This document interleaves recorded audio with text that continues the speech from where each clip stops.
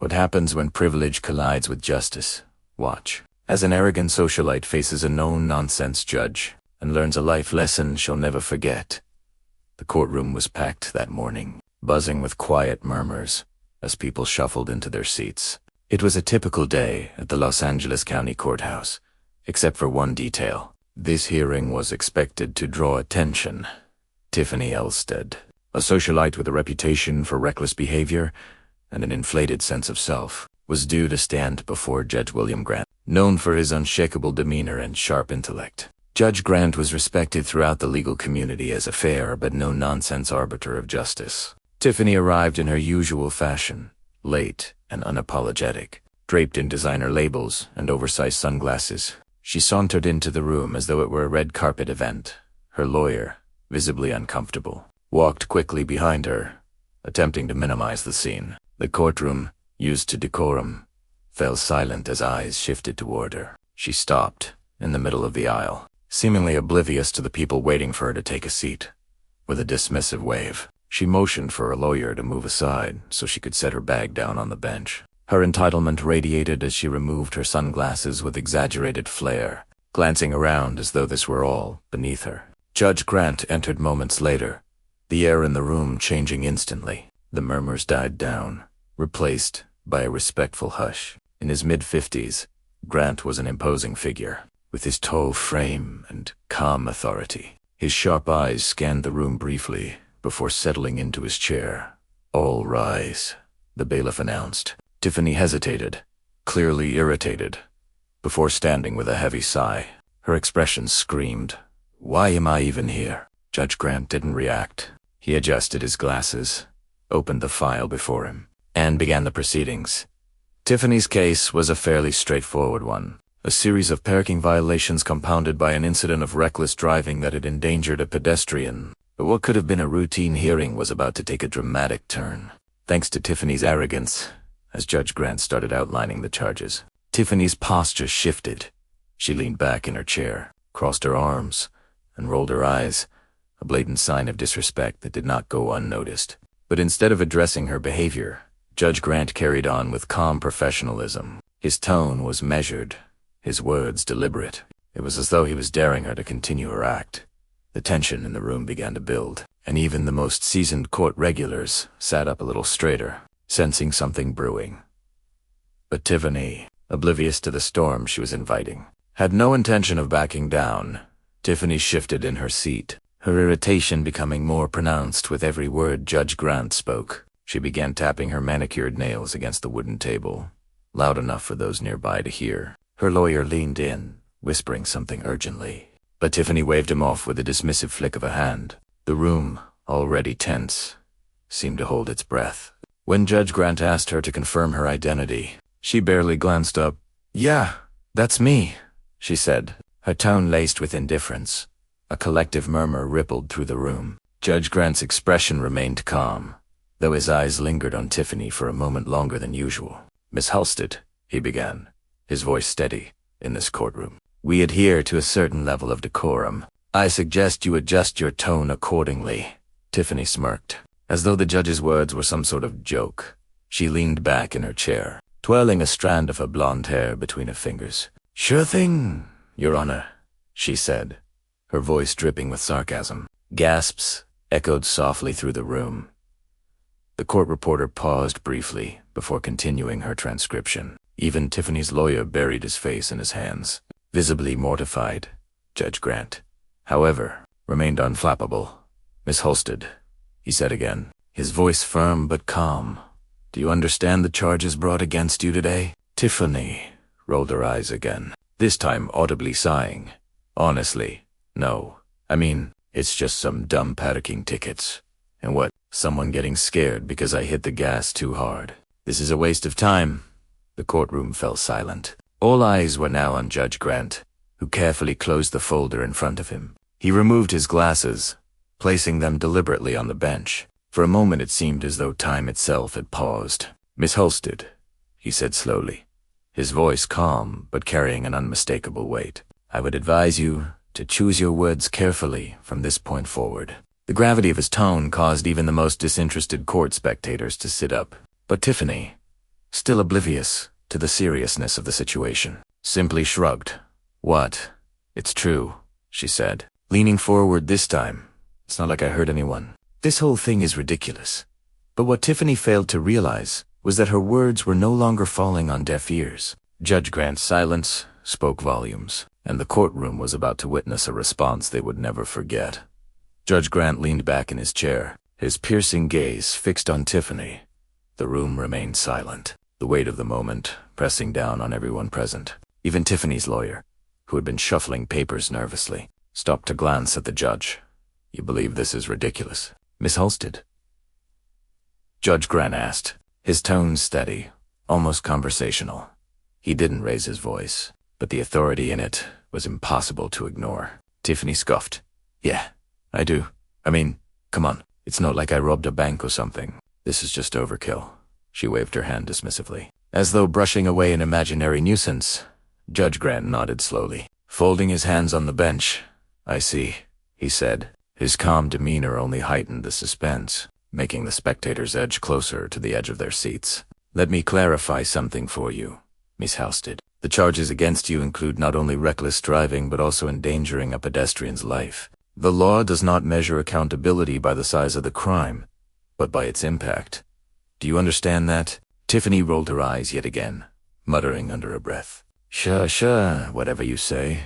The whisper was soft, but it carried in the silence of the courtroom. The judge's face remained composed, but there was a shift, a slight narrowing of his eyes, a pause that signaled something was about to change. "Miss Halstead," Judge Grant began, his voice still calm. "Do you recall the incidents from 2 weeks ago? The one that brought you here today?" Tiffany shrugged, looking bored. "Some guy stepped off the curb. I honked. He moved." "End of story." The judge raised his eyebrows. "End of story, you say?" "Yeah," she said, crossing her arms. "No harm, no foul." But Judge Grant wasn't finished. He reached for a document on the bench, flipping through it with measured precision. Then he addressed the courtroom. "Let the record show," he said, his voice carrying authority, "that the pedestrian in question, Mr. Edouard Lopez, was a 67-year-old retired teacher. He was crossing the street legally when Miss Halstead accelerated toward him, causing him to stumble and injure his wrist. He has since required medical attention and continues to experience pain." Tiffany's smirk faltered for the first time. She glanced at her lawyer, who whispered something to her, but she waved him off again. "I didn't hit him," she muttered. "He was fine." "Miss Halstead," Judge Grant continued, now directing his full attention back to her, "does this sound like no harm?" No fulto you, but before Tiffany could open her mouth to reply, Judge Grant's next move would make it abundantly clear that her actions had far-reaching consequences. Consequences she could no longer ignore. Judge Grant's steady gaze remained fixed on Tiffany, his voice measured as he continued. "Miss Holt, your perspective on this matter is troubling, not because of the charges themselves, but because of your refusal to acknowledge the weight of your actions." Tiffany leaned back in her chair, feigning nonchalance, though the growing tension in the room was impossible to miss. "Look, I said I didn't hit him. People are so dramatic these days." That comment elicited a few gasps from the courtroom gallery. Judge Grant tapped his pen lightly against the desk, pausing for a moment before speaking again. "Dramatic," he repeated, his tone still even. "Would you like to hear from Mr. Lopez himself, Miss Halstead? Because he's here today." In this courtroom, the air grew thick with anticipation. Tiffany's confident facade wavered, her eyes darting briefly toward the gallery. A man in the second row, Mr. Lopez, sat quietly, his arm in a sling. His weathered face showed no anger, only a kind of quiet disappointment that seemed to cut deeper than any harsh words could. Tiffany shifted uncomfortably in her seat, but her defiance wasn't entirely gone. "I'm sure he's fine," she muttered, though her voice lacked its earlier bravado. Judge Grant leaned forward slightly, his presence commanding the room. "Miss Hull, your dismissal of this man's pain speaks volumes about your character. But this isn't just about him. It's about the precedent we set when individuals of privilege believe they are above accountability." The courtroom was so silent that even the faint scratch of the court reporter's pen could be heard. All eyes were on Judge Grant now, waiting to see what he would do next. Then, with a calm that belied the weight of his words, he said, Since you seem unconcerned about the consequences of your actions, perhaps it's time you experience them firsthand." Tiffany blinked, her earlier bravado crumbling. "What's that supposed to mean?" she asked, her voice tinged with genuine worry for the first time. Judge Grant didn't answer immediately. Instead, he gestured toward the bailiff, who handed him a small stack of papers. The judge began reading aloud, detailing the fines, mandatory community service, and court-ordered sensitivity training Tiffany would need to complete. But it wasn't the penalties themselves that made the biggest impact. It was the way he delivered them, weaving in a powerful message about privilege, empathy, and the responsibility that comes with living in a shared society. But what truly shook Tiffany and the entire courtroom was the unexpected final decision Judge Grant announced, one that would make her confrontation with reality unavoidable. Judge Grant set the papers down, his gaze steady and unwavering. The weight of his next words seemed to fill the room before they were even spoken. "Miss Halstead," he began, "I have reviewed the details of this case extensively. Given the severity of your actions and your blatant disregard for accountability, I am issuing a sentence that I believe will not only address the legal violations, but also provide you with a much-needed perspective." Tiffany sat up straighter, her earlier flippancy replaced by a flicker of unease. "Perspective?" she echoed, her voice edged with disbelief. "Yes," Judge Grant said firmly. "In addition to the fines and 200 hours of community service, you will spend the next 30 days volunteering at the downtown women's shelter. You will work directly with individuals who have faced hardship, often through no fault of their own. Perhaps, then, you'll understand the impact of carelessness and entitlement." A collective murmur spread through the room. This wasn't the typical sentence one expected in a case like this, and the crowd's mixed reactions were palpable. Some nodded in approval, others exchanged incredulous glances, but the most telling reaction came from Tiffany herself. "You've got to be kidding me," she said, her voice rising. "You want me to what? Hang out with homeless people? That's not my problem." Judge Grant's face didn't change, but his voice grew colder. "Miss Halstead, it is precisely that mindset that landed you in this courtroom today. Your actions reflect a lack of understanding, a refusal to see how your choices affect those around you. This is not a punishment. It is an opportunity for growth. And let me be clear, failure to comply will result in a much harsher sentence." Tiffany's lawyer tugged at her sleeve, whispering urgently, but she yanked her arm away. "This is insane. You can't force me to do this." Judge Grant raised a hand, silencing her outburst. "Miss Halstead, this court has the authority to enforce community service as part of your sentence. You will report to the shelter by 8 a.m. each morning, and your supervisor will provide weekly progress updates should you fail to cooperate. I will see you back in this courtroom under far less favorable circumstances." The room was silent again, the weight of Judge Grant's words hanging heavily in the air. Tiffany's face flushed with anger, but for once, she said nothing. She simply sat there, stunned and silent. But the moment wasn't over yet. Judge Grant's final remarks would leave a lasting impression, not just on Tiffany, but on everyone in the room. Judge Grant adjusted his glasses, his calm demeanor unshaken despite Tiffany's visible defiance. He let the silence stretch for a moment, ensuring his next words would land with full force. "Miss Halstead," he began, "this courtroom does not exist to humiliate or belittle. It exists to uphold justice and, when possible, to teach. Your privilege has shielded you from consequences for far too long, and that has cost you the ability to empathize. This is not about punishment. It's about helping you reclaim your humanity." The courtroom held its collective breath. Tiffany, clearly uncomfortable, glanced at the gallery, her bravado slipping further. She opened her mouth, as if to speak, but seemed to think better of it. "Do you know what Mr. Lopez said when asked about his feelings toward you?" Judge Grant asked, his voice softer now, almost conversational. Tiffany shook her head, her eyes darting to Mr. Lopez, who remained seated in the gallery. His expression was still one of quiet disappointment. He said. Judge Grant continued, "I don't want her to suffer. I just want her to understand. Because she doesn't. She'll keep hurting people, and one day it might be something she can't undo." The words landed like a hammer.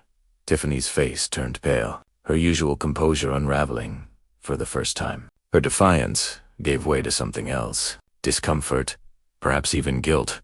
Judge Grant didn't let up. Mr. Lopez, a man you nearly injured, has chosen grace over anger. He could have pressed for harsher penalties, but he asked for something different. An opportunity for you to learn. That's what this sentence represents. Tiffany shifted uncomfortably in her chair. Her confidence eroded. The room was so quiet that every small sound, the shuffle of papers, the creak of a bench, seemed amplified. You will report to the downtown women's shelter on Monday morning, Judge Grant continued. There you'll meet women who have faced challenges you cannot begin to imagine. Some have lost everything. Some are rebuilding their lives from the ground up. You will listen to their stories, and in doing so, I hope you begin to understand the value of humility and accountability. Tiffany looked as though she wanted to protest, but the weight of the moment seemed to hold her tongue. Her lawyer placed a hand on her arm, signaling for her to stay quiet. But even as the judge's words began to sink in, the real transformation would only begin once Tiffany faced the realities waiting for her outside the sheltered bubble of her privilege. The gavel came down with a sharp crack, signaling the end of the hearing. This court is adjourned, Judge Grant announced, his voice firm. As he rose from his seat and exited the courtroom, the tension in the room seemed to linger. Like a storm that had just passed but left its mark, Tiffany remained seated, her face a mixture of disbelief and indignation. Her lawyer leaned in, whispering hurriedly, but she barely acknowledged him. The gallery began to empty, the murmurs of the onlookers rising as people discussed what they had just witnessed. Mr. Lopez stood slowly, his slung arm a stark reminder of the incident that had brought them all here. He glanced at Tiffany as he paused, his expression still kind but resolute. She avoided his gaze, staring instead at the table in front of her. Outside the courthouse, reporters had already gathered, eager to capture the fallout from the dramatic hearing. Tiffany's name, already a headline for her socialite antics, was now linked to a moment of courtroom drama that had captivated everyone in attendance. Cameras flashed as she emerged, flanked by her lawyer, who shielded her from the barrage of questions. Miss Halstead, do you have any comment on today's sentencing? One reporter called out, do you feel the sentence was fair? What are your thoughts on Judge Grant's decision?